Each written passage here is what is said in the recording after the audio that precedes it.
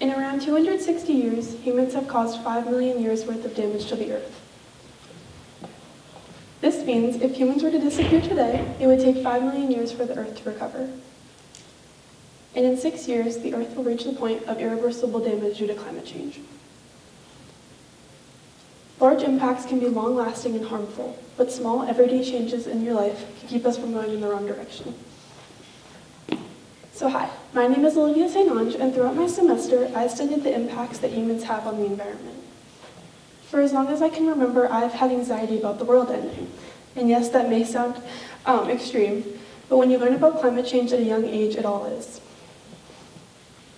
In September of last year, I was sitting in the same seat that you are all in today, watching a senior seminar presentation about climate activism and how a student worked through an organization to legally take down a national asphalt plant.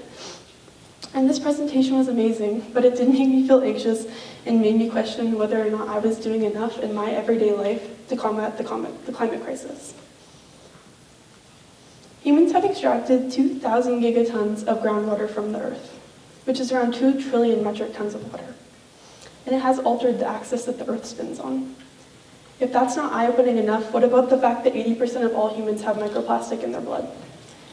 That impacts you all directly, and if that doesn't make you uncomfortable, I don't know what will. I experience this feeling that you're feeling often. So when I started to research, I found that simple household habits were important. Recycling, limiting water consumption, and composting were my main interests. Simple, sustainable habits are just as important as major impacts, so that's what I did for my project. Doing these habits did not alter my life or take away my time, but they were simple and repetitive, and they made a big impact. My project gave me control over my anxiety about climate change because I was doing something about it and I could control it. And I wanted to spread info about the topics that I cared about while making it fun. Hence my Instagram account. And I know what you're thinking, an Instagram account is not as big as legal action, but talking about things and showing personal experiences can help educate. And education is exposure, and exposure is key to create change. So my Instagram account was called My Sustainable Life, and every week I would post about my sustainable habits for that week. Every 2 weeks I would choose a new habit to incorporate into my life, and I would encourage my friend and family to follow along. For my first 2 weeks I recycled, and in Dumbarton we don't have recycling, or we don't have trash pickups, so I would have to sort my trash to separate my recycling, which meant I had to make my own recycling bin at my house. I made my family participate, and at the end of the week, I would go to the transfer station with my dad and separate all of our recycling into the glass, plastic, and cardboard bins. It did take some time, but I was surprised about how much actually ended up in the bins because previously it had been thrown out. I also did trash pickups in Dumbarton because I wanted to reduce the amount of plastic on the sides of the streets, and I would just incorporate that into our recycling at the end of the week. For weeks 3 and 4, I composted, and we also didn't have a composter at my house, so I made my own composter with a Tupperware container and coffee filters. I just stabbed holes into the lid and put the filter on so that no bugs would crawl out, and I would put it in our patio. We composted scraps from every meal, and at the end of the week, I'd bring our compost bin to the compost pile, and in the spring, we'll use it as fertilizer. It's important that food scraps don't go into the landfills because they emit gases which are harmful to the atmosphere. Week 5, I did a closet cleanout where I donated about 25% of my clothes, and I made my mom participate with me, and together we donated 4 large garbage bags full of clothes. It's important to me that they didn't end up in the landfills where they will likely take forever to decompose, and rather someone else could use them instead. The clothing industry is the second largest polluting industry, and donating is important to reduce overproduction.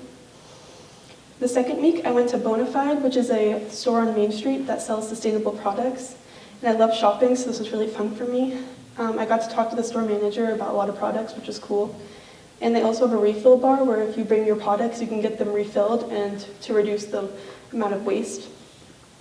I came out with a toothbrush, toothpaste tablets, cloth rounds, and a shampoo bar. And I posted a haul to my Instagram because I know other people like to shop, so. And then weeks 7 and 8, I took shorter showers and went vegetarian, which was really hard. It's also the week of Thanksgiving. I wanted to challenge myself because the meat industry causes at least 16.5 of all global greenhouse gases, and also habitat loss due to deforestation.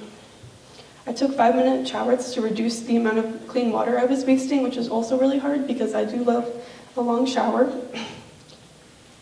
And every Friday I would post a Fun Fact Friday. I would try to post them on time, but usually they weren't. That would follow along with the habit that I was doing that week. It would give a little bit more information on the topic that I was sharing.